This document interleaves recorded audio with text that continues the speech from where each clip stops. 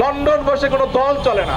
মানে আমি বিদেশে আছি, বিদেশে বসে দল চলছে, কত সুন্দর সুন্দর বাড়ি দিচ্ছে, যাও তোমরা ভালোভাবে চলো, আমরা এইভাবে চলতে পারি, তোমরা এইভাবে চলো, এইভাবে না চললে আমাদের এই হবে সেই হবে, এইভাবে কোনো কথা বলে দল চলে না। আপনারা এই যে চাঁদাবাজি লুটপাট করছেন, এটা কি জন্য করছেন?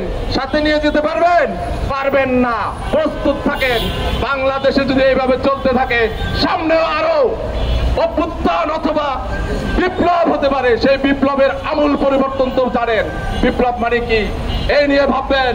লন্ডন বসে বসে শুধু ওই পানি দিলে হবে না। বলছে ৩-৪ মাসের মধ্যে একটি সুন্দর আইন শৃঙ্খলা বাহিনী আমরা তৈরি করব, কিন্তু আমরা কি দেখলাম 11 মাস পর এসে বাংলাদেশের আইন শৃঙ্খলা বাহিনী আগের চেয়ে আরো যা অবস্থা, বাজে অবস্থা। এইভাবে আইন শৃঙ্খলা বাহিনী, একটা দেশের আইন শৃঙ্খলা বাহিনী এভাবে চলতে পারে না। তাই আমি বলবো, যদি এই আইন শৃঙ্খলা বাহিনী সুন্দরভাবে চলতে না চায় অথবা এই ভালো সিস্টেমে চলতে না চায়, তাদেরকে বের করে দিন। বাংলাদেশের লক্ষ লক্ষ ইয়াং জেনারেশন আছে, বেকার ঘুরছে, তাদেরকে চাকরি দেন, অস্থায়ী চাকরি দেন, যে তারা এই 6 মাসের জন্য এই কাজ করবে। বাংলাদেশের আইন শৃঙ্খলা দেখবেন আমূল পরিবর্তন হয়ে যাবে। কিন্তু আপনারা তাও করছেন না। কেন করছেন না? কার স্বার্থে করছেন না? চুপচাপ বসে আছেন কেন?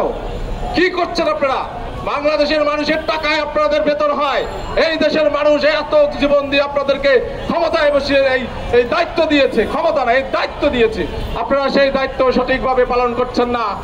অন্তর্বর্তীকালীন সরকার, আপনাদেরকে আমরা শেষবারের মতো বলতেছি, ভালোভাবে আইন শৃঙ্খলা নিয়ন্ত্রণ করুন, তাইলে বাংলাদেশে আপনাদের পরিণামও খুবই খারাপ হবে। এবং সেই পরিণাম শুধু আপনাদের খারাপ হবে না, পুরো জাতির জন্য একটা অন্ধকার নেমে আসতে পারে। তাই আমরা বলছি, আগামী যত তাড়াতাড়ি পারেন আগামী কয়েকদিনের মধ্যে বাংলাদেশের আইন শৃঙ্খলা নিয়ন্ত্রণ করুন। এবং আমরা এই ঘটনার সাথে যারা জড়িত তাদেরকে এখনো সবাইকে অ্যারেস্ট করতে পারেন নাই। কেন পারেন নাই? তা তো বুঝতেই পারছেন আপনারা সবাই, কেন পারে নাই। তারা পারবেও না, কারণ হালুয়া রুটির ভাগ সবাই খায়। ঠিক আছে, হালুয়া রুটির ভাগ সবাই খায়। আর যেই দল, লন্ডন বসে কোনো দল চলে না।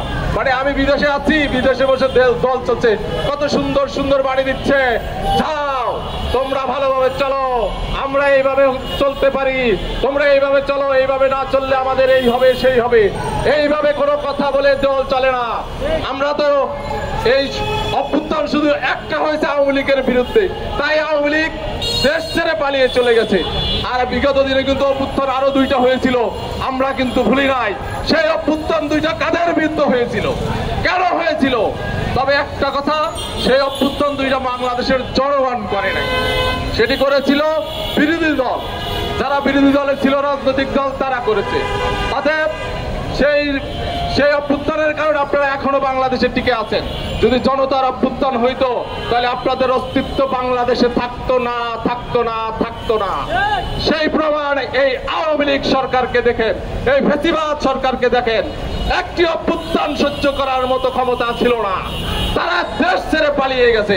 আমরা শুনতে পাই বাংলাদেশের আশেপাশে যেই কয়টা ইন্ডিয়ার বর্ডার রাজ্য আছে, সেইখানে 1 লক্ষের উপরে মানুষ, তারা কারা? এই ফ্যাসিবাদ আওয়ামী লীগের, তারা ওইখানে পালিয়ে আছে।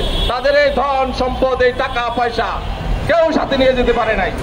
তাহলে আপনারা এই যে চাঁদাবাজি লুটপাট করছেন, এটা কি জন্য করছেন? সাথে নিয়ে যেতে পারবেন? পারবেন না। প্রস্তুত থাকেন, বাংলাদেশে যদি এইভাবে চলতে থাকে সামনেও আরো অভ্যুত্থান অথবা বিপ্লব হতে পারে। সেই বিপ্লবের আমূল পরিবর্তন তো জানেন, বিপ্লব মানে কি এই নিয়ে ভাববেন। লন্ডন বসে বসে শুধু ওই পানি দিলে হবে না।